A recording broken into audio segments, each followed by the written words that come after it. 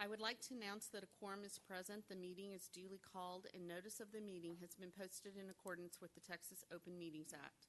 In order to maintain social distancing and other health protocols at public gatherings, a limited number of staff and community members will be in-person attendees at this evening's regular board meeting. The following board members are in attendance: Tracy Miller, Allison Lasan, Angie Cox, Christy Hassett, Jenny Prosnick, and Catherine Sells. We will now convene into closed session as authorized by Texas Government Code Section 551, specifically 551.071, 072, and 074. The time is now 6:02 p.m.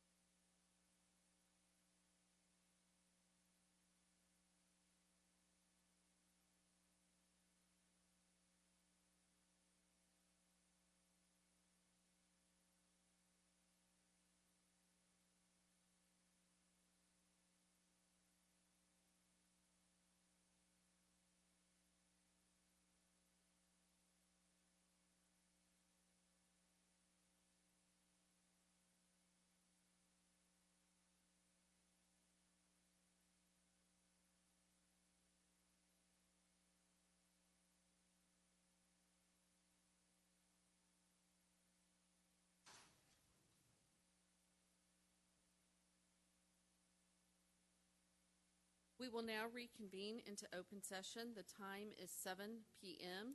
Please join us in the Pledge of Allegiance and the Texas Pledge.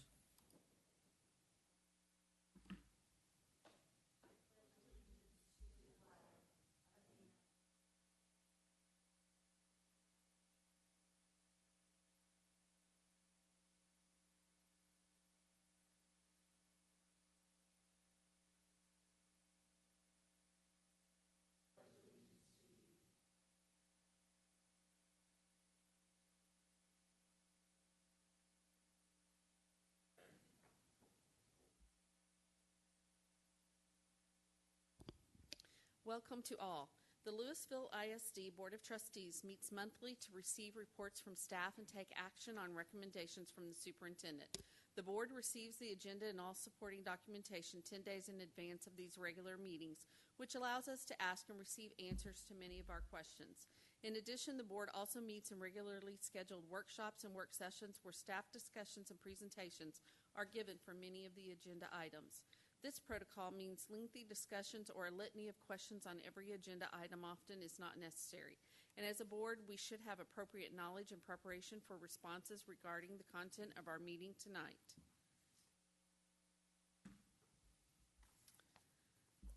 Would someone like to make a motion on action items discussed in closed session? Ms. Cox? I move that the board approve all personnel recommendations as presented by administration. Do I have a second? Ms. Prosnick, thank you. So the motion is that to move that the board approve all personnel recommendations as presented by administration. I'm going to call the vote. All in favor, say aye. Raise your hand. The motion carries 6-0. Next up, do I have someone that would like to make the motion on E2?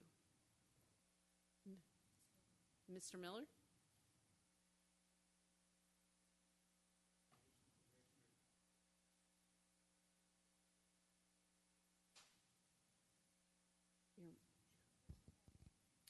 I move that the board approve the mid-contract termination of probationary contract employee Valerie Clayton as recommended by administration. Do I have a second? Ms. Hassett, thank you. It's been moved that the board approve the mid-contract termination of probationary contract employee Valerie Clayton as recommended by administration. Call the vote. All in favor? Motion carries 6-0. Up next is our general district update on COVID-19. Dr. Rogers. Thank you, Madam President, members of the board. So here's our monthly COVID-19 update. So here we go. A lot of fall activities. As all of us know, it's great when we welcome back students in person. So, we've done everything from, mocked or limited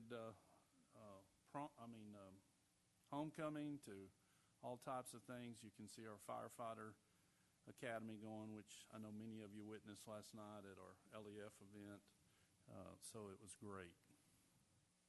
So I wanted to talk to you for a minute about staffing and survey results. So we've talked about this several times, but it's an extremely difficult puzzle.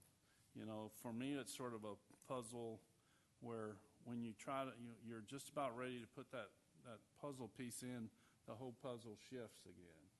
And so I wanted to give you some information regarding what we saw. Today is the first day of the second 9 weeks, and so this is what we saw as far as change in our elementary school. We had 12,208 elementary students, so 59% of our elementary kids were in person the first 9 weeks, and you can see that grew by a little over 2,000 up to 69% for the second 9 weeks, which, like I said, started today. In secondary, of course, because we also offer Virtual Plus, you can see we had 15,206 students in person for our secondary schools, middle and high school, and beginning today, that grew to 16,731. So it went up overall for secondary students. And of course, you can see that our Virtual Plus down at the bottom changed. And this is a cumulative percentage because we do know that a lot of students went from in-person to Virtual Plus for the second 9 weeks, particularly quite a few athletes. But overall, you can see the Virtual Plus went from 17% to 15%. I wanted to talk to you about some elementary staffing scenarios. So, and kudos to Dr. Rapp and her group, Rhonda Godby and Lori Litchfield and the elementary principals. You know, normally we play a little bit of this fruit basket turnover the first couple of weeks of the school year, and then it's everything's set. But with COVID-19 and us allowing parents to make that option, the choice of what their pathway is going to be each 9 weeks, it's an extremely difficult puzzle, and I just greatly appreciate their effort. But I wanted to just share with you some actual numbers without the school's name to sort of talk and explain to people and the board sort of how this works. So this is an example of an elementary school, scenario 1 about kindergarten. So you can see in the first column, the first 9 weeks, we started at this school in kindergarten. We had 38 virtual students, so we assigned 2 teachers to those 38 students, 19 in each class, and we had 55 in-person students, so we assigned 3 teachers for those kindergartners, and you can see the class sizes. So then, starting today, of course, that 38 virtual students, 14 parents chose to send their children back to in-person. So now we have an option. We have 24 virtual students, so we would have 2 teachers with classes of 12 each, and we'd have 69 in-person students, so we'd have 3 teachers, the 3 teachers that taught in-person the first 9 weeks, with class sizes of 23 in each class. And so we would have to create waivers, get you to approve waivers for all 3 of those classrooms. Or we could adjust the staffing, which is what we did. And we have 1 teacher teaching 24 virtual students, and we brought one of the virtual teachers back to teach in person. And so you can see that 69 divided 4 ways leaves class sizes of 17, 17, 17, and 18. Now those aren't easy decisions because we're having to move some students, and we don't like that, but that's just the situation that we're in. Here's another example, scenario 2. This is actually at the same school in 5th grade, so you can see in 3rd grade, we have 5 teachers. First 9 weeks we had 46 virtual, so we had 2 teachers assigned virtual. We had 53 in-person students. We had 3 teachers assigned, and you can see the class sizes.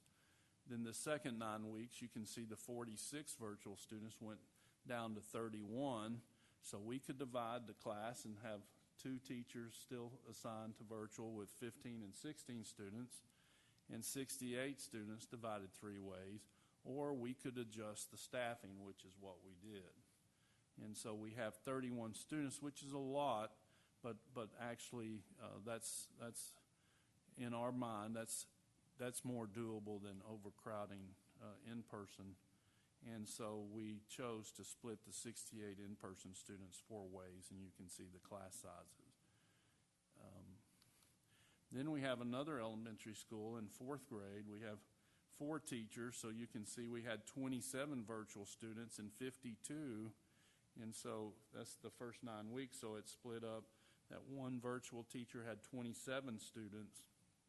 The 52 kids were split 3 ways with the other 3 teachers. You can see the class sizes. So now that 27 virtual students went down to 15, so we can have 1 teacher with 15, and then we can have the 64 in-person students split 3 ways, or we could adjust some staffing and move some of these students into other small virtual classrooms at another school. And we were very fortunate the first 9 weeks not to have to do very much of that.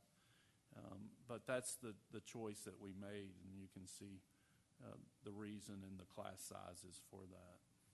And then the last scenario, I think that this is scenario 4, I think, is where, and this is a little different, where this is another elementary school. First 9 weeks, you can see we have 5th grade. We have 4 teachers.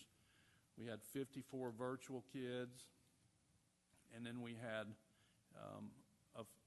21 in person, and then we had another teacher, the remaining 5th grade teacher, that was used to help us in another grade, because we could get by with the 3 5th grade teachers, and we needed the teacher in another grade. So of course we utilized that teacher on that campus, and yet then the second 9 weeks, this shows where if we leave the staffing the same, we now have 43 virtual students, so still 2 teachers with class sizes of 21, 22, or we could have, and then the 28 virtual students in first grade and 32 in-person students, so it grew by 11, and we wouldn't have to get a waiver because it's 5th grade, because 22 to 1 is K through 4. Or we could adjust the staff. We could leave the 5th grade virtual with 2 teachers, class sizes 21, 22. We could have 28 virtual students at first grade with 1 teacher, and return the original 5th grade teacher back to 5th grade to add another in-person. And so my point of showing these, and I appreciate Dr. Rapp creating these scenarios, because these are real scenarios, is this is not an easy deal to try to figure out on every one of these situations. And so I'd hope by putting these scenarios in this presentation that it might tell a little bit better the story of what we're trying to work through in these situations. I also wanted to share some of the virtual teacher and virtual parent survey results. I know the board, we actually reported on this in the previous board work session, but we certainly wanted to at least touch on it. We greatly appreciate our parents and our teachers for participating in this survey. So one of the things that was telling to us is, while we know there's still work to be done in the virtual world as far as our teachers, it's pretty telling that 72% of our elementary teachers say, hey, this thing's gotten a lot better. And I actually have a parent advisory meeting this Thursday. This is the second one I have, and so they've already submitted questions and comments, and those are the comments actually coming from my parent advisory parents is, hey, our teachers are doing great things. There were some bumps in the road initially, but we greatly appreciate that. And I believe even since the survey, it's gotten better. For family results, the question was, how would they best describe their overall satisfaction? You can see the highest category for the elementary parents was satisfied with 34. You can see if you added up the dissatisfied and extremely dissatisfied, it's like 21%. And, to us, the neutral is, hey, it's not too bad, not too good, sort of the Goldilocks rule. It's just right. And so when you look at middle school, and we talked to you, previous board, about, we know middle school's been our biggest hurdle, and we think we put in place some things to improve that. But still, the largest category for our middle school parents was neutral, with 30.6%, and then high school, 38.7% were satisfied. Another question we asked, the same question we asked the virtual teachers, is what's been the experience with virtual learning? Has it been easy the entire time? Has it gotten easier? Is it neutral? Has it been difficult the entire time? Gotten more difficult? And you can see the largest percentage of answers is it's gotten easier throughout the last few weeks. And so we certainly point out that the lowest score of that line is still middle school, and we understand that and have taken action to try to improve that. And then the last question was really about content. One of the things that we tried to stress before school ever started is this was going to be different than last spring. It was going to be different from at-home learning, so we wanted to make sure how are they feeling about the content that we provide, about Edgenuity. And so as the content provided for your student, you can see 64.4% of elementary parents are neutral, 60.8% of middle school parents are neutral, and 67.4% of high school parents are neutral. And I look at that and I think if I ask that of in-person parents about their in-person teachers, I'm thinking that their answer may be about the same. There are parents that think their in-person teachers too hard and parents that think their in-person teachers too easy, and hopefully most of them are somewhere in the middle and feel like it's just about right. As you know, we're excited about extracurricular activities, even though we've had to cancel a few of them. And so certainly we understand, we've canceled football, we've canceled volleyball, other activities. But our students and our coaches and sponsors continue to work hard. They continue to follow the protocols. And so I'm extremely proud that we'll continue to try to field teams and bands and all the other groups, cross-country groups and tennis teams and so on during this time. I wanted to provide some employee services data for staff quarantines in the month of August and September. There were 93 staff that we quarantined. For staff isolations, and Ms. Smith can correct me, but that's either a staff member who is COVID positive and reported, or they've asked to stay home because they may have symptoms of COVID, which of course we prefer that they stay home than come to work and possibly have COVID, is 141 during that same time period. One of the things that Ms. Smith tracks is the number of resignations. I know y'all receive this information weekly. We've had the week of October 5th, we had 20 resignations that week, and so of course putting out a number helps, but it's more helpful if you have something to compare it with. And so when you look in the similar week, and that's a week earlier, but remember, because of when we started school, it's the same week in the school year, we had 15. So she also tracks, okay, what's their reason? And so total resignations due to COVID has been 21. That's total for the school year, 18 teachers, 3 paras. And then we have absolutely wanted to make sure that if our employees have medically documented health concerns, that they can work remotely. And so we have 103 employees. And I know the board understands this, but just for the public to understand, that's 103 is a large number until you think that we have 6,500 employees. And so you have to put that in perspective. The number of open positions, and this is something that LISD and other school districts across the state, across North Texas, continue to struggle with, is trying to fill positions, particularly support positions. And so you can see those numbers. There's 14 teaching positions and 58 support positions. We have benefited because there is some wiggle room regarding trying to help cover that with some online or virtual learning. And then substitutes, and the board asked some great questions. Ms. Smith presented some ideas regarding our substitutes before the school year ever started. We tracked that as far as how many permanent subs. Remember, the board approved the expenditure of, I think it was like nearly $750,000 for there to be one permanent sub at every campus 2 permanent subs at every secondary campus, and so we absolutely are taking advantage of our permanent subs and greatly appreciate the board's action on that. Always the big question, even from last month to this month, is to quarantine or not. And I know Mr. Kaj and Melanie Vincelette and their group wish they didn't have to answer these quarantine questions.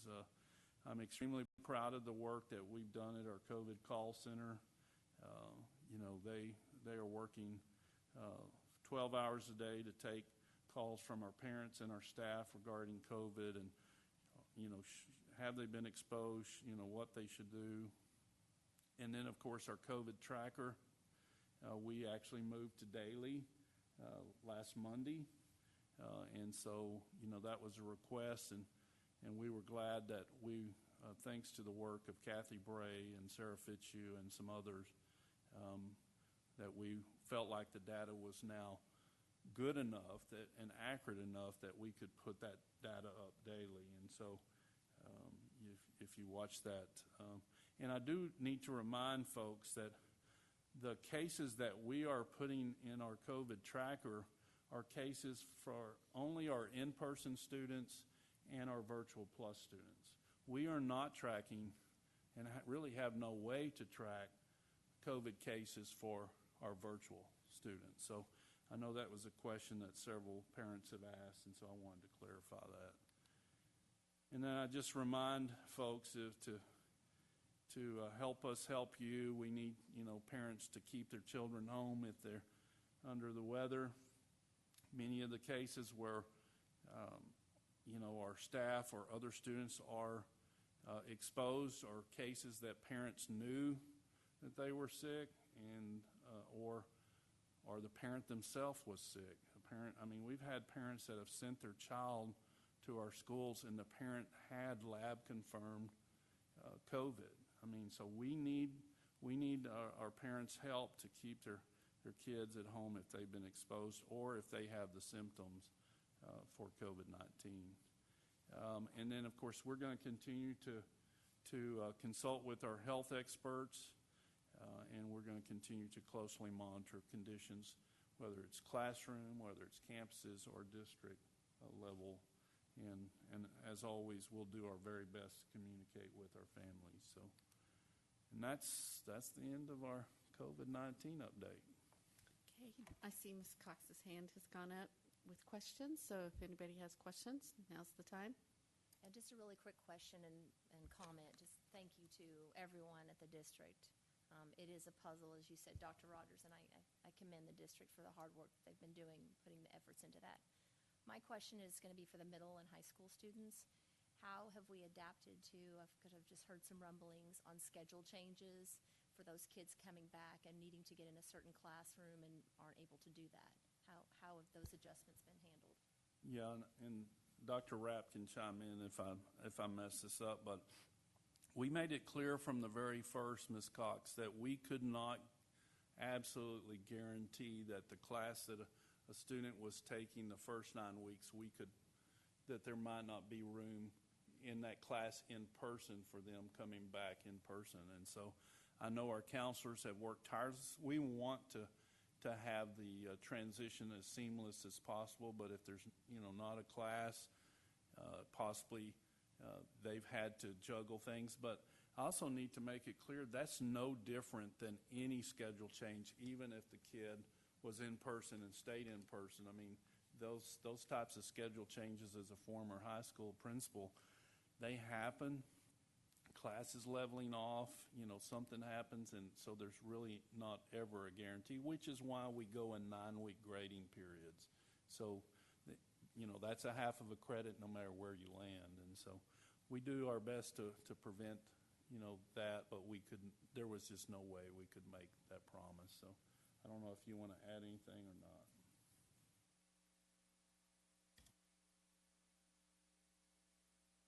Are there any other questions? That's it? No? Okay, thank you for that update. And now we're going to move on to Ms. Brem, and she has recognitions.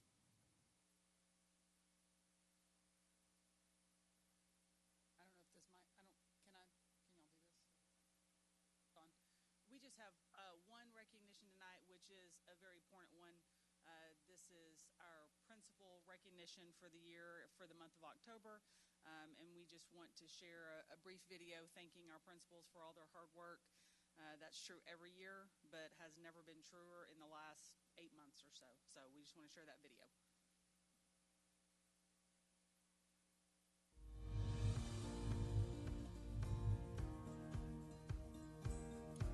On behalf of the Board of Trustees, we want to say thank you for the incredible amount of work and dedication you have shown during a year full of uncertainty. The impact you all have on our campuses does not go unnoticed. Keep up the good work, and happy National Principals Month. None of us knew what was going to come this school year, and our principals have done an amazing job being flexible, being nimble, leading their teachers, leading their students, and leading their community, again, in ways that we never would have fathomed, and they're doing a wonderful job with it. I couldn't be more proud to be in this district and part of this group. Thank you so much for the support, not just every year, but especially such a novel year with the pandemic going around us. The leadership that you provide day in and day out helps us get out of bed each morning to come do the job that we love to do. Leadership comes from the top down, and so their love and patience and grace that they give us allows us to give that to our students. She's really helpful. She makes us do good choices, and she's nice. What I love most about my principal is that she's caring and she loves each individual student, and she makes sure that school is safe and fun. I appreciate our principal so much because she leads with grace and humility and love and care, and she's just wonderful. Our principal always thinks about kids first, thinks about the families of the staff as well, and is always centered around what is best for the kids. Thank you to all of our principals in LISD. I know it's been a really tough time. You guys are awesome. Thank you for everything that you do, and thank you so much for all the things that you've done for us and our kids, and to keep us safe and keep us going during this time. Thank you, Lewisville ISD principals. We love you. Thank you to all our principals. Thank you, principals. We really appreciate you. Thank you, principals.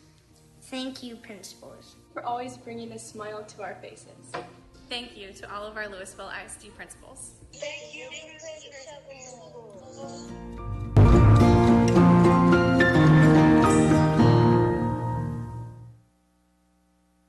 Thank you, Ms. Brim. The kids are really the star of that. It's cute. Persons desiring to address the Board of Trustees must fill out a speaker's card. No presentation shall exceed 3 minutes, and the board cannot deliberate on any subject that is not included on the agenda. We have 2 speakers tonight, and if April Langston.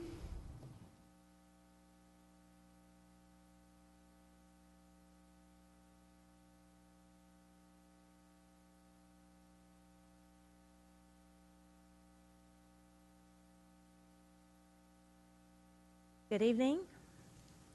Apologize for the mask, but since I care for my 81-year-old mother, I hope you understand. Good evening to Dr. Rogers and the board. Back in February, we had a great meeting and requested there be a school named in honor of Vernell Gregg. It is now October, and the request is still the same. Vernell Gregg truly deserves a school named in her honor, and she meets all the naming facility standards as set forth by LISD.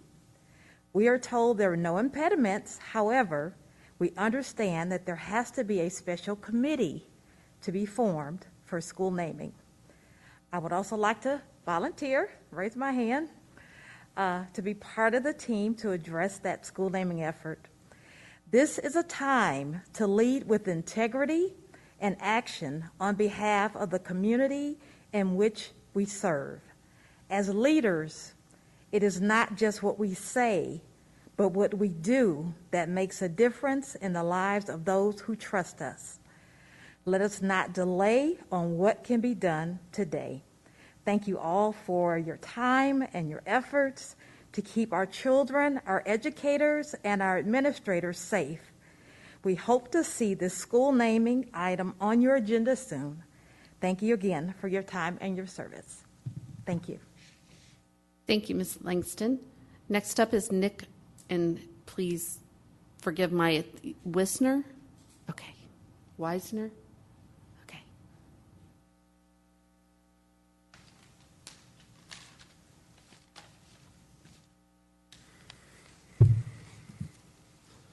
Good evening, Dr. Rogers and LISD board members. It deeply saddens me to be before you this evening and for the statement I have to make, not just for myself, but for those who gave the ultimate sacrifice. You hear people say that if this were to ever happen to my town, they would stand up against the injustice and the disrespect and fight for what they believe to know to be true. Sadly, apparently, and the first time I've ever wondered this in all the time I've been here in this community and a student of this district, LISD does not hold the same values as those military veterans that put the uniform on in defense of the country and continue to help provide those freedoms. I am one of those veterans. When this event happened, several in attendance left the stands directly for the disrespect displayed. How embarrassing for the city of Lewisville. How embarrassing for LHS, the farmers, when you have the farmers and the farmerettes kneeling and the opposing visiting team completely stands through this. This is just offensive to me and offensive to a lot of people. The offensive behavior by any LISD athletic team, any sport, should never be tolerated ever. People go to sporting events to watch teams play for entertainment, not to make political statements. Back when I learned of this, I emailed you, Dr. Rogers, and sent you and the entire board a YouTube link about retired Colonel Jeffrey Powers and the open letter he wrote back to the NFL in 2016. Your quote, "It was an impactful and would share with the high school principals is used as a resource in this situation." That's a start, but it also needs to go to the middle schools. But the misconduct continues. Page 47 of the LISD student handbook, disruptions of school operations. It reads, disruptions of school operations are not tolerated and may constitute a misdemeanor offense as identified by state law. There are 8 listed. Number 7 specifically reads, disruption of classes and other school activities while on district property or within 500 feet of district property.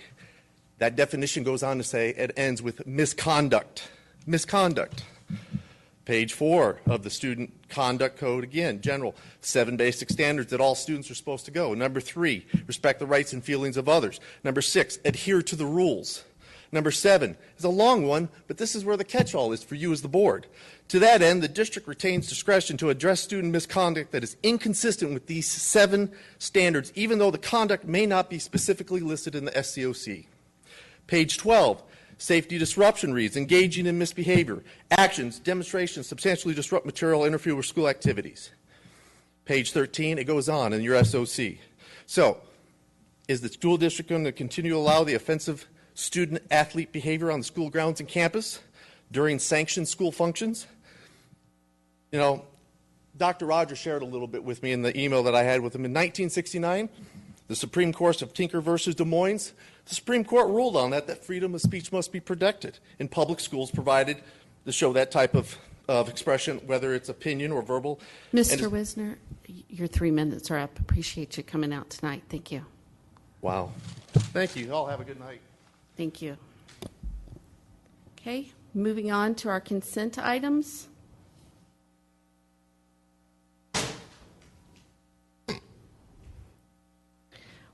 Would someone like to make a motion on consent items? Can I pull? Yes. Oh, yeah. Or yes. Sorry. Or would we like to pull? I'd like to pull item 1B, please. Okay.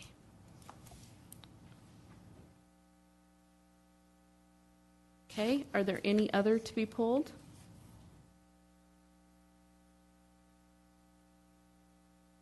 Okay. Seeing none, does somebody want to make the motion with 1B pulled? Thank you, Ms. President. I mean, you don't have... Yeah, I'll make the motion. Okay.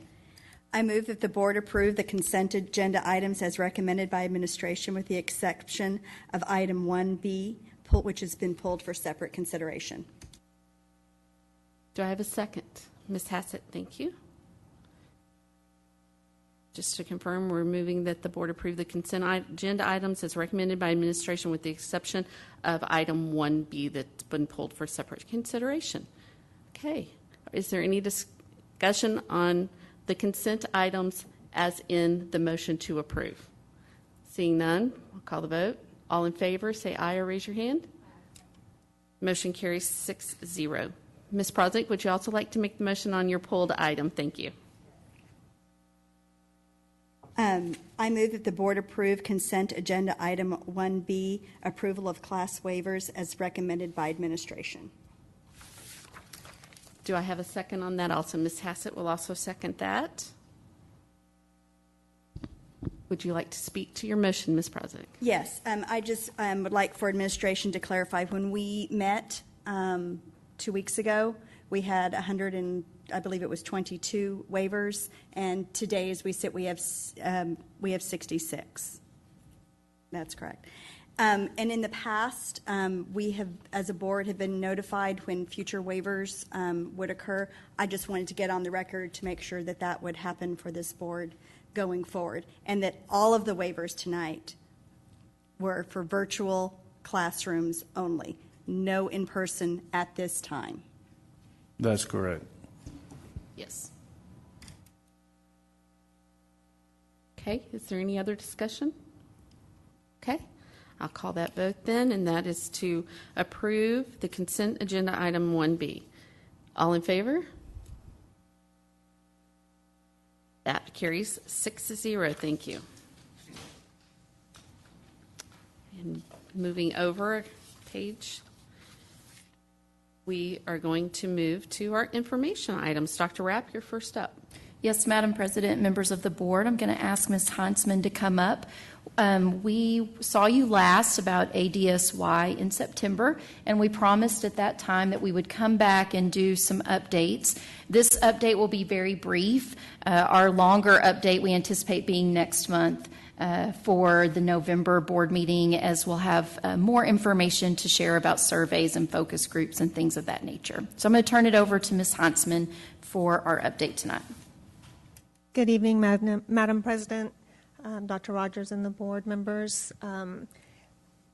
This brought to my attention that I did not provide information on how the ADSY program would align with some of our cornerstones. And so I just wanted to bring that to our attention, that I create an environment optimal for learning is one of the biggest focuses that we are looking at for the ADSY program under student learning. I nurture each learner as an individual and as a citizen of the community for student experience. I communicate with all stakeholders and understand diverse perspectives for our community engagement, and for resource stewardship. I embrace innovation with a flexible, relevant, and solution-oriented mindset. So with that in mind, I've been doing a lot of research for the past month because we want to make sure that we understand the importance of what this ADSY program would do for our students. And really it boils down to instructional time. So these are just a few quotes. I won't read them to you. And there are some websites. One of them, timeandlearning.org, is a pretty good website that we've found that has a lot of good research to support the increase in instructional time. This graphic just kind of sums it up. We never have enough time in schools, ever.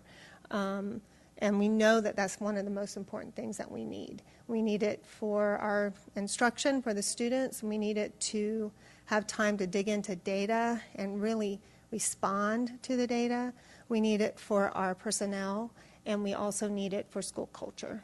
So I just wanted to kind of give you an idea of what we've been looking at this past month while we've been waiting for focus groups and surveys and all that to come up as to why is this so important for us to investigate.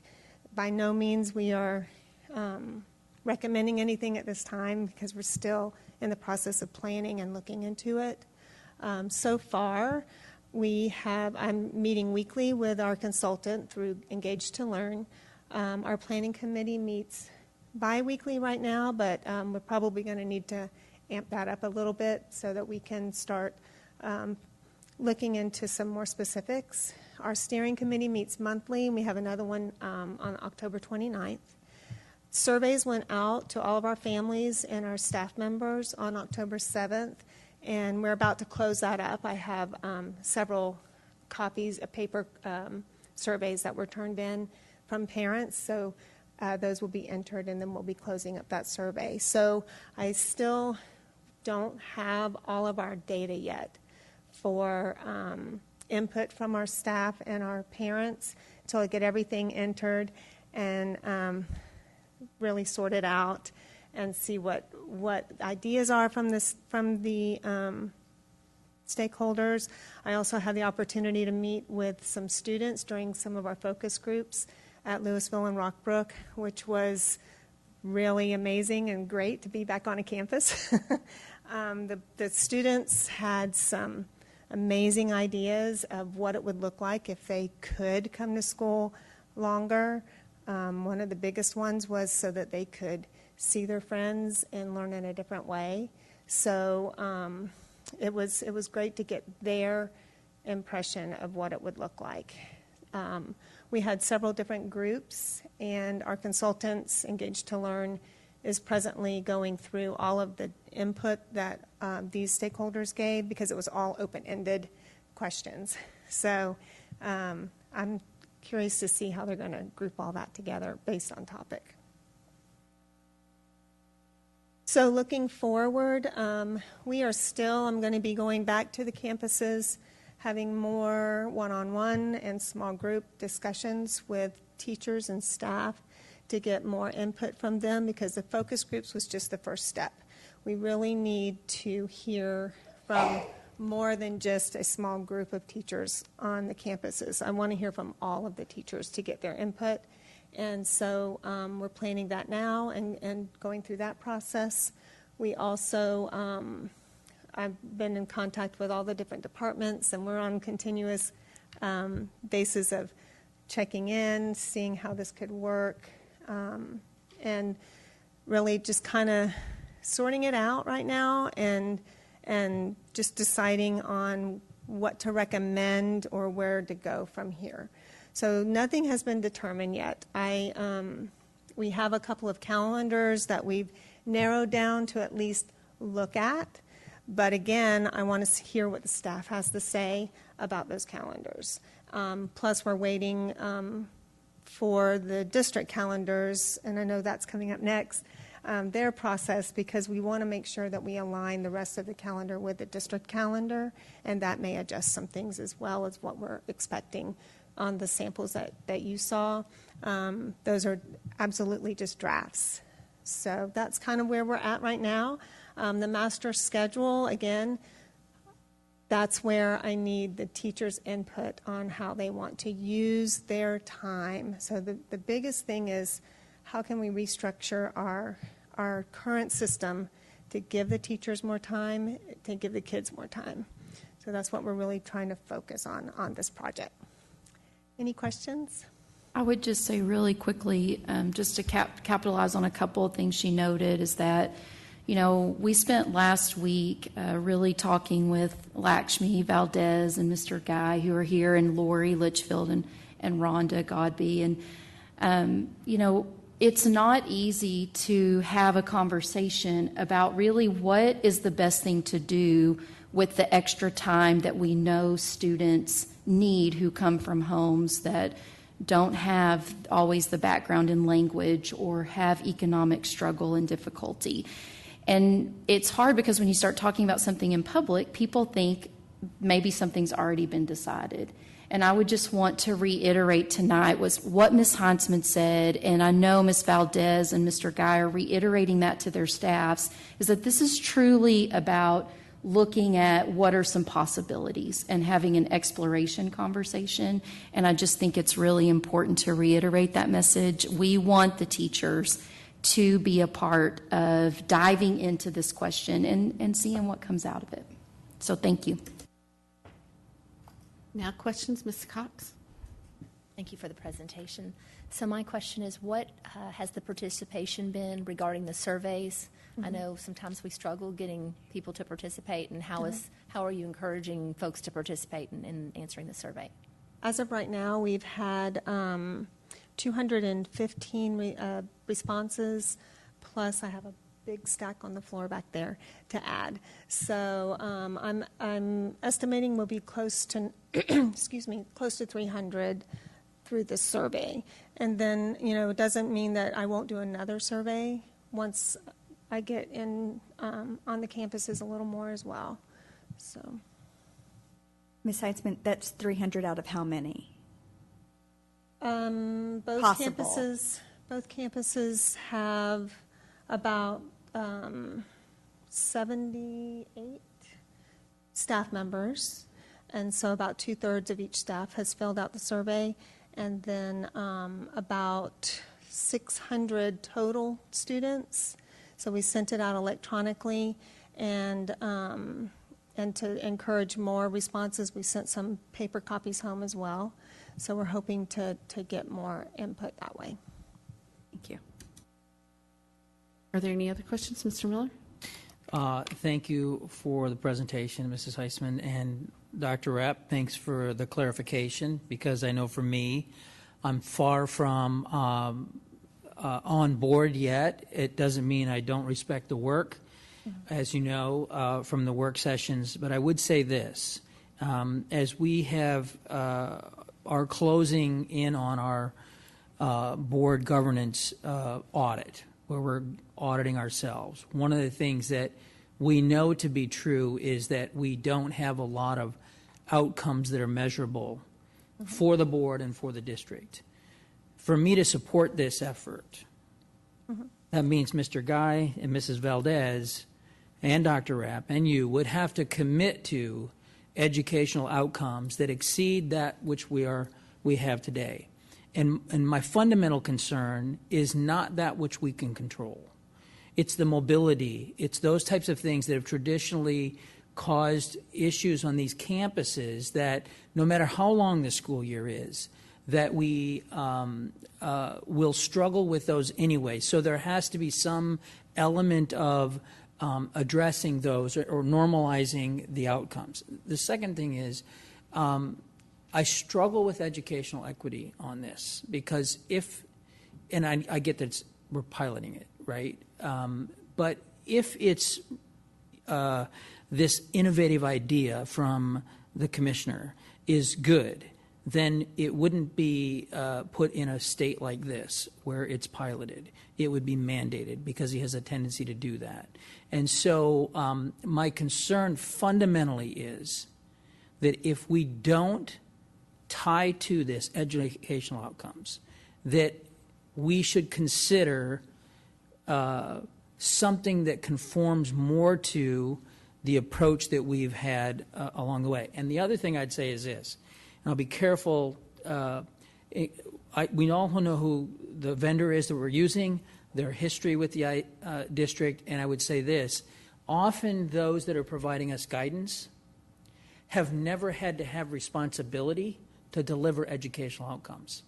In other words, they've had the ability to design, strategic design, right? They've never had to deliver outcomes within the context of that. And so I would just be very cautious that the things that they recommend, while they may be great, they might come from Phil Schlechty's book, Rockin' the Schoolhouse, or something like that, but they are not things that have been proven in some type of incubator or lab. And so that's where I see Dr. Roger getting ready to push his button here. That's where I'm very cautious, because what we are asking here is staff and students to extend their school year. And it sounds really good, that we'll give them a longer school year and they'll have a better chance to perform and to achieve parity with their peers until they have a longer school year and we don't see those outcomes. That's where I'm just very cautious, not in opposition, as you know, Mrs. Heitzman, but I'm cautious about this. No, I was just going to ask if there was a question in there. But I think implicit in the statement is the question of I would hope to see. Yeah. Nice. No. Some type of we will be outcomes. Yes. Well, we'll not just what I was going to say, goals. Mr. Miller, is I can promise you there will be a whole lot more opportunities for discussion in the future. Okay. What you all just noticed was Dr. Rogers cutting me off. Okay. Every one of you that worked for him. After 5 minutes, though. Madam President, I have a quick question. Yes, quick question. Mrs. Would you Bond. possibly be able to send us a copy of the survey that you sent to the parents? Absolutely. I just think that would be good to see. Thank you. Anything? I'm very excited about the idea of this because I definitely think that trying to help, looking at a new way to help students, especially those who are the least of these, who need the help. I'm very excited about it. I understand and agree with the idea of academic achievement and trying to make sure that that is not tied to STAR exclusively, but trying to make sure that we're using this time to make sure that these students get what they need in a new and unique way is exciting. That's the whole goal, is to be something different. Yeah, thank you. I'm sorry, just want to add one more thing. The question? It's a recommendation for the community. I think you'd agree, having been a principal, having been involved in a turnaround, Mr. Guy, Ms. Valdez, I've been on both your campuses, volunteered multiple years at Rockbrook, 1 year at, there's an important element here that has to be considered. There are a lot of people that will sit on the sidelines and talk about what we need to do to improve outcomes at certain campuses. And they'll have all kinds of reasons. It's the ratios, that type of thing. And yet never step on a campus to mentor a child that looks like them or looks like some other than themselves. And I think that there's a huge opportunity where and when done safely. And I know Dr. Rogers has been meeting with one of his kids for what, 5, 6 years? 9 years, who went to Rockbrook, right? And so that, anything that you do, if we did this, absent of that community input to mentor those kids, will fail. And we all know that the state can be very prescriptive around IR programs. Get a pony, repaint the campus, get a barbecue, right? Get mentors on campus, beef up your PTA. Those are all important elements to this as well. Even if we extend the school year and that type of thing, just want to reiterate, we need the community to help us. Absolutely. And not just the parents that go to have kids in those schools, but the extended community for these campuses to thrive. And again, a lot of people sit in the sidelines and trying to tell us what to do and fail to walk into a campus and volunteer and have lunch with a kid or mentor a kid. And I think it's just a great opportunity. Thank you, Mr. Miller. My only question was in the focus groups. When you include the survey, could you just walk us through the focus groups with the topics that were discussed and how many, and also were those well attended? Were they, how were they? We had about 20 people per group. The parent group was a little less than we expected, but it was a great session. Both, we split the schools by school for the parent ones, so that we can invite more parents. And those were some of the most meaningful conversations. The parent focus group and the community focus group just got some amazing thoughts and ideas from those people. Were those held during the school day, or were No, those they were held in the evening. In the evening, okay. Give an opportunity. Well, to the come. community one was late in the afternoon. Okay. Thank you. Well, we look forward, and we will discuss this more and give Mr. Miller more opportunity to share. Absolutely. So, okay. Thank you. Ms. Heisman. Thank you. Dr. Rapp, you're up again with the academic calendar guiding principles. Yes, I'm going to ask Dr. Miller to come up to the podium and share information about the academic calendar development this school year.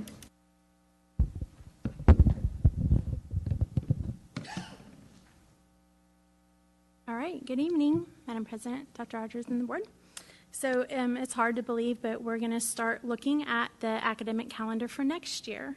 Coming up, we're going to be beginning that process. So we wanted to take you through what that looks like and some things to consider. Remember the puzzle pieces.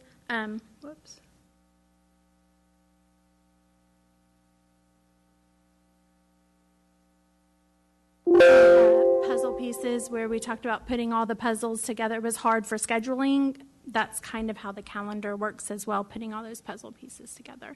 So this is the timeline for what the calendar, building the calendar will look like. We have actually pushed it back 1 month from what we've done typically, so we could learn through, we made adjustments this year, so kind of looking at what those adjustments, how they've impacted everything, and so we actually, the calendar for next year will not be a board action item until January this year. Calendar committee will actually start meeting later this week. The committee is made up of parents, juniors, from representatives from each high school, teachers, administrators, and then key departments. Ms. Heitzman is on that, as well as athletics, fine arts, assessment. All of those people are at the table for that discussion. Then once we have some different options, we will take it to several different groups to get some input on that. Then we want to look at what is the impact of the changes we've made this year before we go out to vote in the community with the survey. Survey will be in English, Spanish, like it has been in the past, and then we will bring the survey results back to y'all for an action item. So that's kind of what the overview looks like. There are state parameters that we must follow. The state does require that we don't start till the 4th Monday of August. However, because we have District of Innovation, we can waive that. We cannot end, even if we bank minutes like we do now, we cannot end before May 15th. That's due to testing. They changed a couple years ago from the number of days to the number of minutes, so we have instructional minutes we need to hit, and then we need to build in some bad weather days. We have not used those in like 5 years now. Sometime we are going to need them, but we have not used them. Sorry, I'm sorry. Hey, but this year we have lots of minutes banked, so we're good this year. Okay, so there are some things that we play around with that we have some say on as a district, and so we're going to go through a couple of those that the committee will start looking at this week. We actually have already surveyed the calendar committee that's coming this week, as well as the district advisory council, just on some preferences. So when the calendar committee starts looking at things, they have some preferences in mind. So all we did was, hey, you're coming, what is your preference about start date? So you can see here what those preferences are right now and what we've done in the past. Same thing with the end date. We need to build our calendar to hit before Memorial Day, which then that impacts everything else that you do. Spring break, this is always a great conversation and discussion topic. Do you do an early week? Do you do the late week? We have in the past tried to do some of both to please, some side of the districts do early and other sides do late. You also have to consider TPES in the past. TELPAS. In the past, TELPAS testing ran in the middle of this. We've moved online, so that might not be an issue this year. And also, we look at when Easter break falls. Next year, Easter break is late in April. And so we kind of the committee looks at how many weeks are we giving between breaks, so that also impacts spring break. But this one's the one that we always have great discussion on. And then we've experienced this year. We can actually play around with the number of days you have in the school day. This year we increased by 25 minutes so we could bank days. So we'll want to look at that as a calendar committee, and are we wanting to keep it at that additional 25? We want to talk to the principal advisory committee about that, teachers about that, and also compare the length of the school day around the other districts. And then the last thing that we want, or other things we'll consider, are, of course, the teacher contract kind of drives everything. Teacher contract is $187. So you build that in with your instructional minutes, and then you need to provide professional learning days. The ones in August do not count as waivers, but the ones built in through the school year do count as waivers. We need some work days built in there, and then you want to balance out your semesters as much as possible, 9 weeks in your semester. This is what previous input was given from the board of our looking at our holidays.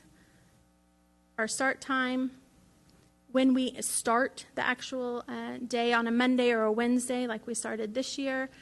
Thanksgiving break, the 5 days, if you remember, the Monday and Tuesday are actually professional learning days. Those are waiver days built in, but students have all week. And so staff actually have all week because those are trade days. So they get their professional learning hours at a different time. 2 full weeks for winter break, and we've also got lots of input the past couple years on making it 3 whole weekends as well. So there's 2 weeks and 3 weekends for the break. And then input of looking at spring break as a different option. So that is an overview of what we will be starting with the puzzle, if anyone has any questions. Yeah, and Board, I just wanted to sort of go back to Dr. Miller's point of that we will revisit this year's calendar in December, probably at a work session, just to look at minutes banked, what we want to do as far as the spring, all those types of questions that I know all of us have been asked. So, and I appreciate her leadership on this. Okay, I saw Ms. Prosnick's hand first. I want to add to that previous input from school board. I'd like the first semester to end before winter break. Very much. Yes, Thank you. Yes, we have that as a preference as well, and that's a trend that ended before Christmas break. That is input given from Noted. Okay, Ms. Hassett? I had a question about the banked minutes. How are you going to construct a calendar? Are we going to decide on banked minutes before you construct the calendar or after? Yeah, go ahead. Go ahead. Okay. Absolutely, I think we need to have the discussion, which is why we'll probably have it at the December work session, of the banked minutes, the extended day that we put in place for this year, to because she's going to need to know if we are even considering carrying that over or not. I think all that probably is predicated on where we're at with COVID-19. I mean, if we're going into next school year and we think we've got this mostly behind us, God, we hope so, but that's questionable. Then I don't think you have to bank minutes, but. Those banked minutes that we're doing now, that equates to about 6 days or so. I mean, think, so that's Sarah, was it 8 days? 8 days. Ish. Yeah. I think it's about 8 days. That would change the schedule, the calendar, significantly if we chose to use banked minutes. Yeah, I think the answer is we hope we don't have to use any of the banked time. Right, but if we build the next calendar with banked minutes, I don't know. I'm curious, and I have my own opinions that I'll reserve for later. All I can promise you is that the committee will discuss it, and we'll discuss both options with the board whenever it's time. Yeah, we're building options of both, of when you have banked minutes and when you don't have banked minutes, because some of the things that people really want in the calendar, you can't do if you don't have banked minutes. So we'll look at both of those options and then see which way we can Do you go. like calendars so much that you want to make lots of them? Yeah. Well, we have a nifty little spreadsheet now that helps us. I wonder who's from. I just wanted to clarify, too, when you talked about spring break being preferences across the district, that's because of outlying other factors. Maybe a younger sibling goes to a preschool that actually follows another school district's calendar, and so it's not that there's a huge preference difference across the district. It's just that those outlying areas, sometimes there's other factors for families that fall into that. And so, and I don't really know, I have not surveyed area districts to see when they're making their calendar decisions, but I would like to know that information. So I don't know if you all are doing any of that. I'm sorry. I know that the committee actually, if surrounding school districts have made their decision on calendars, they actually share that information, because you can absolutely glean ideas from other districts and vice versa. So, and I think by January, most school districts will have made a decision. Right. So, Well, thank you for your work, and we appreciate it. Thank you. Okay, up next is our discussion items, and Mr. Youngs. Good evening, board members. I'd like to call your attention to page 49 of the monthly financial report. These figures are pre-audit, preliminary, tentative, subject to change. If I can draw your attention to the second column from the right that just summarizes revenue and expenditures. You can see in the general fund that we brought in about $496 million in revenue, spent $504, so we overspent to the tune of almost $8 million. This number is before the final entries for the real estate sales. And if you remember, those real estate sales amounted to about $22 million. So we mentioned earlier that this year in the general fund that we'll be putting $15 million roughly into fund balance as a surplus in the general fund. And we adopted a budget for 2021 with a deficit 15. So they kind of mirror each other. The 2 years go together. We put 15 in. We're going to take 15 out in 2021. Between the 2 years, we should have a net fund balance staying the same. Let me just pause there and ask if that makes sense to everybody. Good. Then in the food service fund, underneath the general fund, we brought in $19 million, spent about $21. We had a deficit of $1.9. Those expenses and lack of revenue more actually created that. And it's COVID related entirely in the food service fund.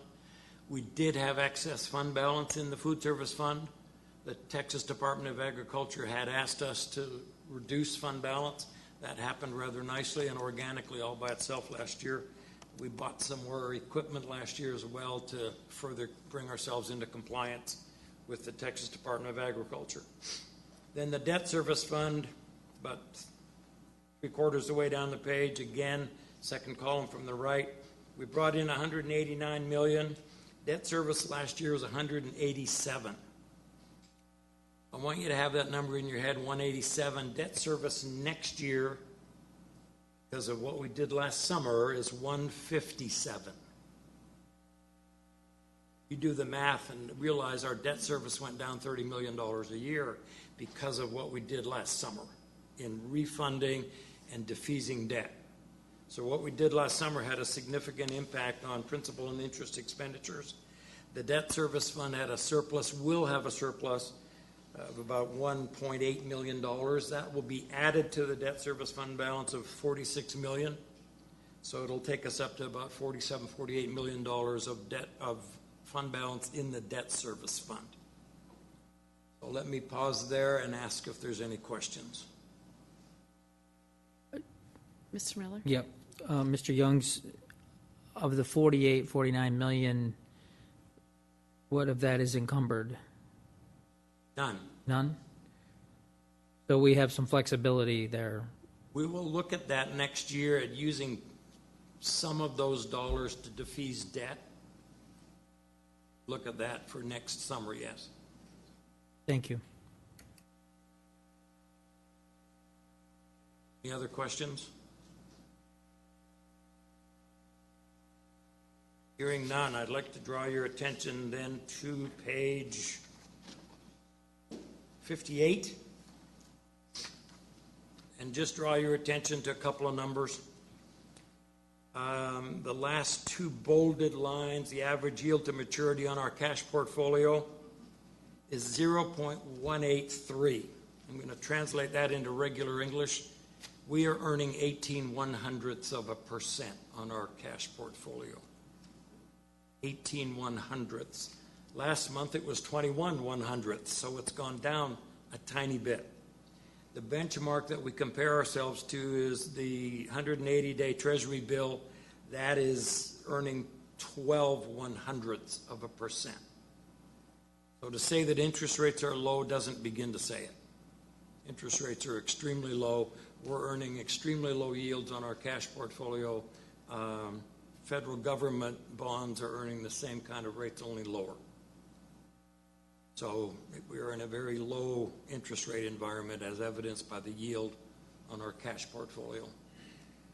But let me pause there and ask if there's any questions.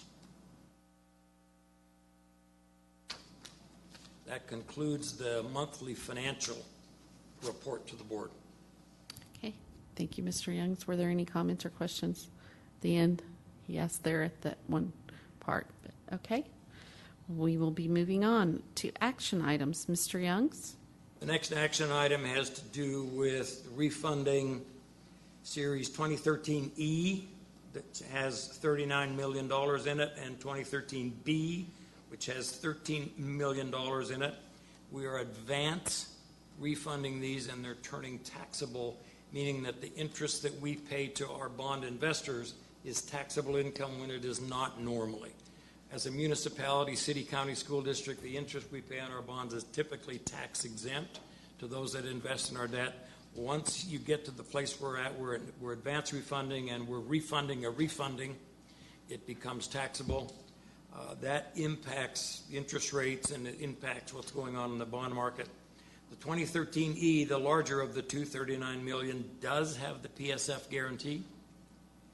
The 2013B of $13 million does not have the PSF guarantee, and so that affects the interest rate slightly that we'll have to pay.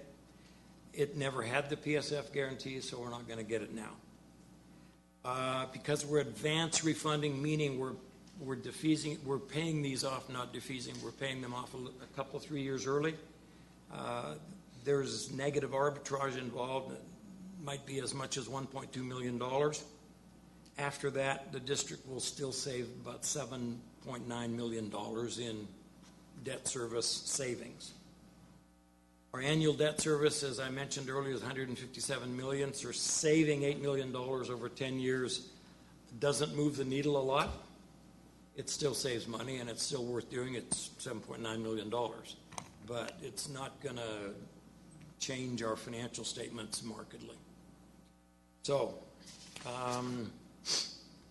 the parameters being recommended to the board are that the principal amount is not to exceed $152 million, that no bond shall mature beyond 2035, that the true interest cost for the bond shall not exceed 2%, which is very low, that the present value savings should be at least 10%, and this is a bond metric. I remind the board 5% is good, 10% is pretty great, 15% is terrific.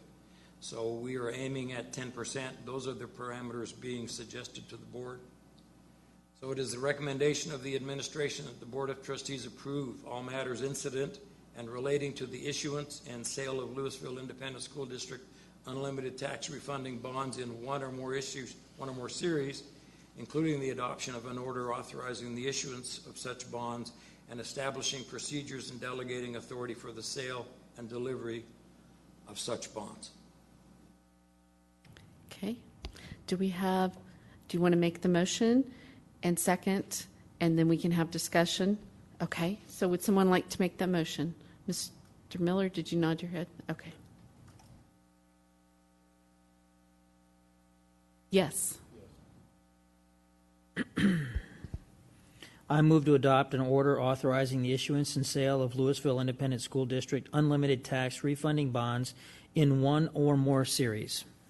Do I have a second? Ms. Hassett, thank you. And now, questions and discussion? Ms. Prosnick.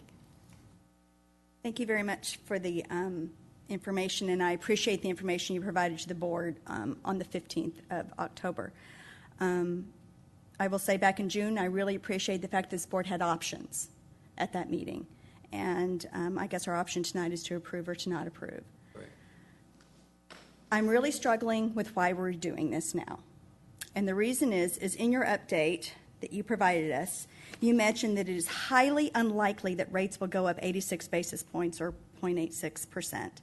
So if we waited and we didn't do anything, we could save, and I'll tell you, it assumes markets are the same as they are now.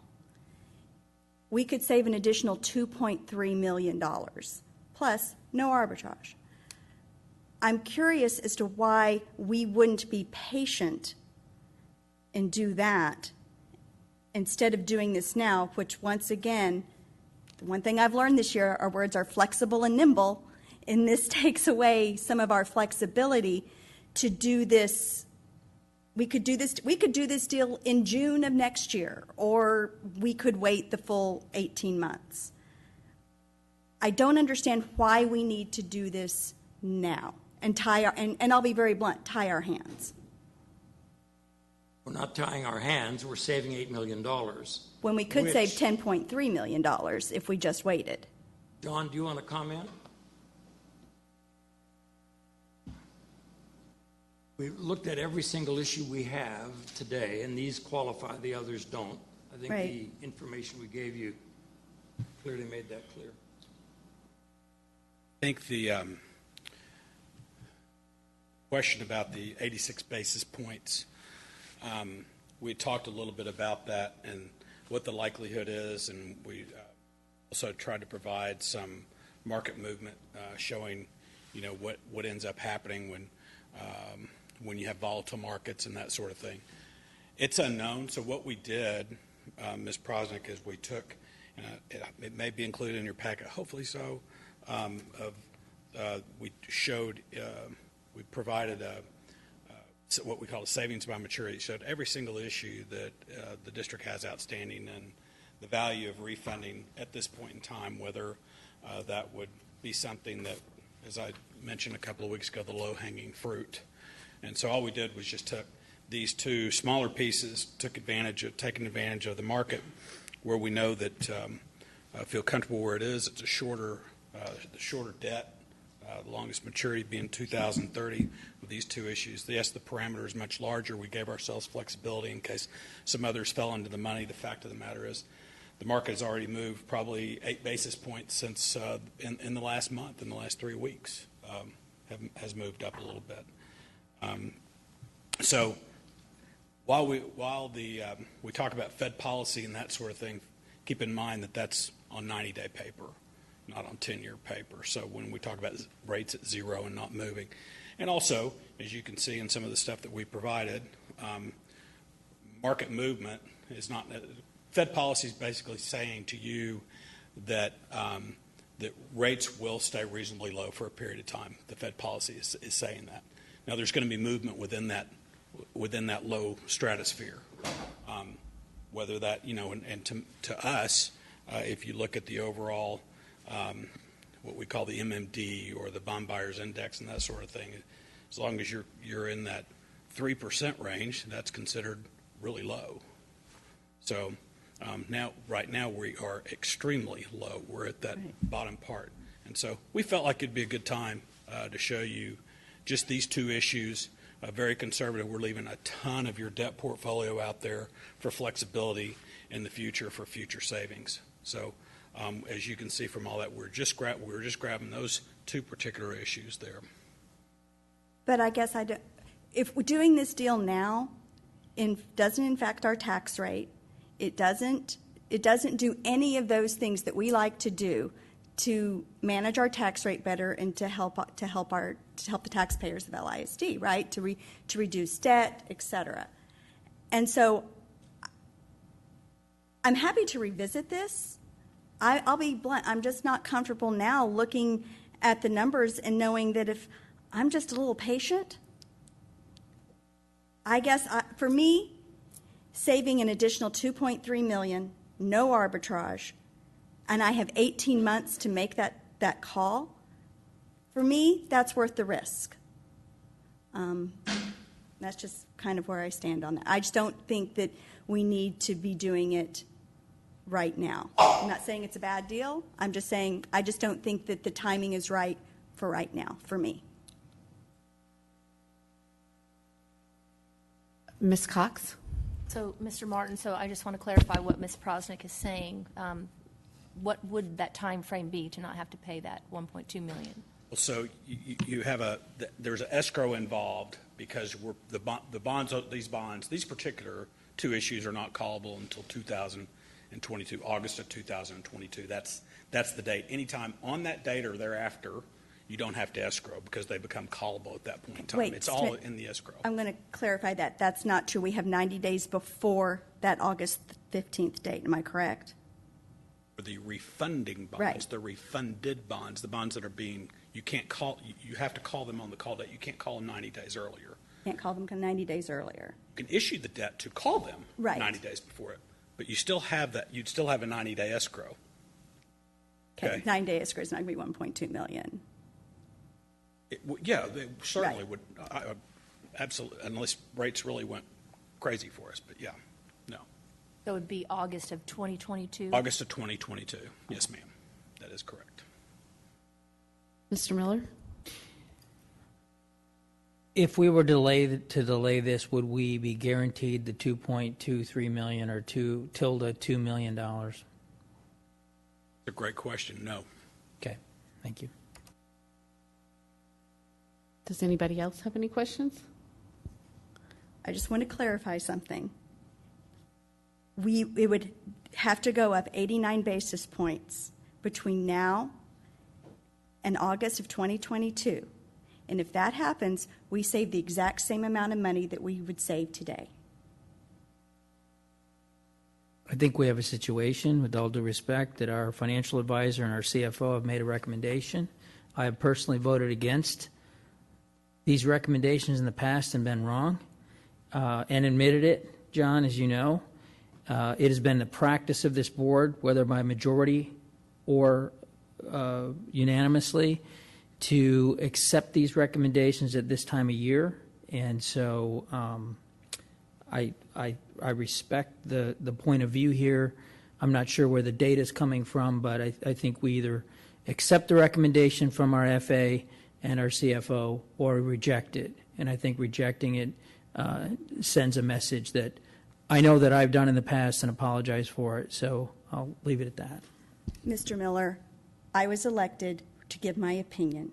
I have researched this. You don't have to agree with my numbers, and you certainly do not have to agree with me. But to indicate, because I do not agree with this refunding, send some kind of message that I don't have faith in our FA or I don't have faith in our CFO, I think is disingenuous. With all due respect, I said that I had faith in them. Your interpretation that I'm disputing your faith in them is irrelevant. I'd like to call the question. I was going to call the vote. Okay. So we have, just as a reminder, the motion has been made to move to adopt an order authorizing the issuance and sale of Lewisville Independent School District unlimited tax refunding bonds in one or more series. All in favor, would you please raise your hand at this time? All those opposed? 2. Motion carries 4-2. Okay. Thank you, Mr. Youngs, and thank you, Mr. Martin. We also have action item L2 to consider. Mr. Youngs? Board members, this relates to an item that was on the September 14th board agenda where the board approved a vendor's relationship having to do with the acquisition of additional PPE for this coming school year. We did this last spring, if you'll remember. We did it again in the summer. We did it again in September. So you've approved the expenditure. You've approved the vendor relationship. This action item is merely the budget amendment that appropriates the money that we talked about on September the 14th, the $250,000. So it's the recommendation of the administration that the Board of Trustees approve the budget amendment in the general fund as presented. Okay, let's have a motion and a second, and then we'll have discussion. Do I have a motion? Ms. Hassett? I move that the board approve the budget amendment for the purchase of health and medical personal protective equipment, PPE, products as proposed by administration. Do I have a second? Ms. Cox, thank you. Are there any questions or discussion? Seeing none, I'll call the vote. All in favor? Motion carries 6-0. Moving on to item L3, consider approval of framework for school board development resolution. Ms. Hassett, I'm going to let you speak to this before the motion is made. I'm bringing this before the board just to make sure everybody is aware of the revisions that are currently going on at the SBOE level for the framework, trying to get us as a board to advocate to the state board members within the district and all state board members so that we can proactively make sure that we're looking out for the interest of the trustees in our district around the state. I'm not going to read the resolution. Do you want me to go over brief history of it, or has everybody read the resolution? Brief history. Last summer, September, late summer, the TEA went to the SBOE and asked for the SBOE to make TEA the only authorized provider for team building training, which began this process of evaluating team building training and the framework. By law, the SBOE, a sister agency, not an agency that's above us, a sister agency is allowed to dictate our training. So they have the framework to guide the training. There has been an ad hoc committee created by the SBOE members to revise the framework, and there has been quite a bit of revisions to it. And the attached document is a bit messy, but the attached document has all the red items are new wording created by the SBOE ad hoc committee or the SBOE amendments themselves, and all the blue strikeouts are current language that has been removed. And so I'm just trying to get us as a board to advocate for changes to the framework that would benefit school districts, locally developed school districts. We have 1,100 school districts in the state, and the prescriptive nature of some of the changes do not allow for local control with training. So any questions, I would be happy to ask. Ms. Cox? Thank you, Ms. Hassett, for presenting this to the board. We've done several resolutions on different topics, and would you just, in your own personal opinion, or tell maybe the impact that it makes that we sign as a board, the impact that it makes when those resolutions are received? Absolutely. This one is slightly different because the group that I'm trying to advocate to speak up is us, to another group of us, another group of trustees.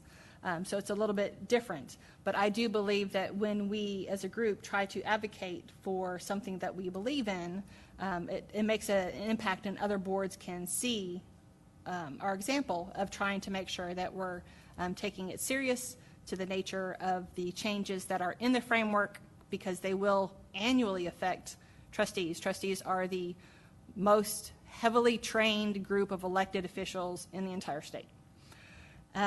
So I think it helps when we advocate in favor of something, especially when it impacts a body like us. Okay, do we have any other comments? Mr. Miller? Yeah. Ms. Hassett, thanks for bringing this forward. I'm going to be opposing this item on a technical issue and then a practical issue. Technically speaking, if it's your intent for you to get a group of trustees to speak up against a group, right, as a matter of governance, we should have had this item discussed at a previous meeting versus here.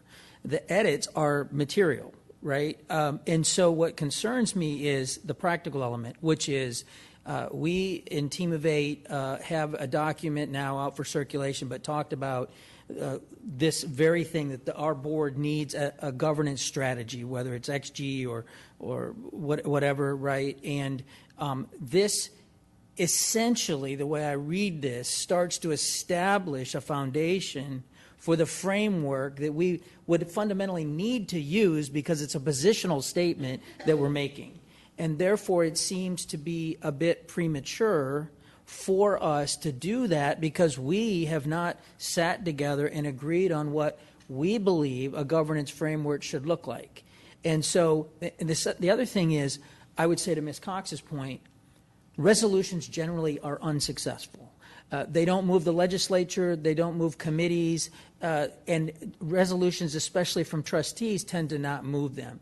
And so whereas this is not, there has been no gesture that the TEA is going to mandate that the ISDs use SBOE's framework, right? This would be akin to SBOE, TEA comes out with Schoology as an LMS system, and they make it available, and it's an option to use it. And so what's happening here is, yes, the commissioner, in all of his infinite wisdom, has given them some jurisdiction. It just seems to me that we haven't had a chance to talk about it, to process through it, to make sure that it represents what we as a body think a government's framework should look like, that we've had other inputs to it. It doesn't mean it disrespects your input and your point of view, but it doesn't take into consideration the body corporate, which I think we all agree and discussed at our team of 8,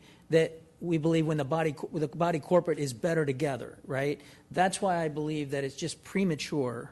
And I would suggest that if we're going to do something like this, we have a work session, we talk through it, we start to look at what our governance framework is, and then we advocate that framework with the SBOE. Well, I would disagree with the idea that this is a governance framework. This is the framework for school board development. So the SBOE created this in a way of trying to figure out what to train school boards on. I do agree that the changes to the framework have now become standards of what a school board should do. And that's my main problem with the changes that are provided by the SBOE. They're changing it from what they want to train us on, basically the rules and responsibilities of a trustee, to the standard and the government model of a school board. And that's not the role of the State Board of Education. That's the role of our legislature. So that's definitely the difference of what I think the current framework is for the development of school boards, and they're trying to force a governance model, which is not the role of the SBOE. But I would definitely say that the previous TEA commissioner had created Team of 8 based on the unity. So Team of 8 didn't exist until the TEA commissioner said, I would like to create a new training based on unity. So they created it based on something within the framework, which is another concern, is if TEA sees something that they want to now create training, they just go to the SBOE and I would like to create training based on something that is currently in the framework. So they have actually gone and done that and created training based on something in the framework. And my point of bringing it right now is for us to do exactly what you said, is to discuss it. I did not have time to do it at a workshop, but the point to bring it today was to discuss it. Well, then, thank you for that. If that's the case, should we, because we have a document here to sign, should we table it for a work session, the next work session perhaps, and you, November 9th or something early November, take us through that line of thought, that thinking, that then we could sign the resolution, but it also acts as a foundation for the broader discussion that we intend to have. I don't think this framework really should ever be a broader foundation of governance. Governance is something different, and this SBOE's role strictly is to mandate training. So this should be a development. Originally, the SBOE only provided curriculum, and now they provide training. So if we're going to want SBOE to provide what they believe as a governance model, then I would inherently disagree. And I want to be clear. What I'm suggesting is, I'm not suggesting that it's the foundation of what we accept. It's a foundational discussions as to the direction that we are going to head as a body. I personally don't care what the SBOE does right now. I think it's irrelevant. The legislature is coming into session in January, and a lot will change. So there's a lot of puffery and talk. And I get that they've been doing this, and I watched some of the sessions myself. Just that, it's as a matter of practice, we would not take a staff resolution at this time without having some type of work session where we've talked through it and iterated it. That's my fundamental concern. It's not the materiality behind some of the suggestions at all. I agree with some of the suggestions. It's just that at some point, under board governance, we have to adhere to some level of process, and having this at a work session would be a means of doing so. SBOE has a meeting in November to vote on this. Let me look for that. I might have it on my calendar. And Ms. Sells, I would suggest Yes. that there needs to be a motion. There does need to be a motion. I second wanted to on give the- Ms. Hassett, after Mr. Miller's comments, the opportunity to maybe withdraw her motion, but if there is a deadline, then I would like to know of that deadline. And that was my question was going to be, what is the goal here? To get it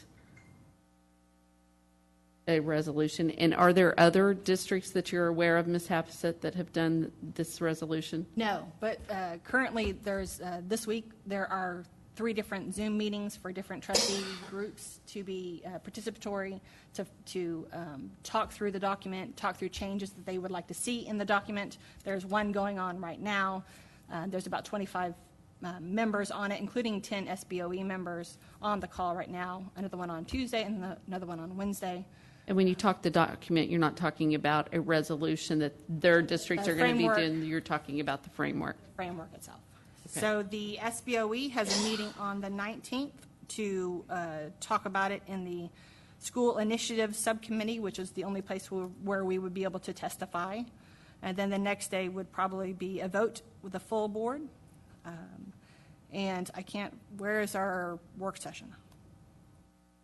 Our work session is November 2nd. November 2nd. The 9th is our board meeting. I had a comment. First of all, I just wanted to say, Ms. Hassett, I'm always so appreciative of you. I feel like you kind of look out for us with some of this stuff, and I really do appreciate it, because I think we all have our special talents, and I think this is yours, and you look at it, and I really always want to support you with what you do. This one, I guess I just feel too like I would like to dig into it a little bit more, because one of the things that you said, that I think makes a lot of sense is only the legislature can mandate our training. And honestly, I think that might need to be one of your bullet points here at the end, is, we believe that the legislature can only, tell us what to do, so to speak.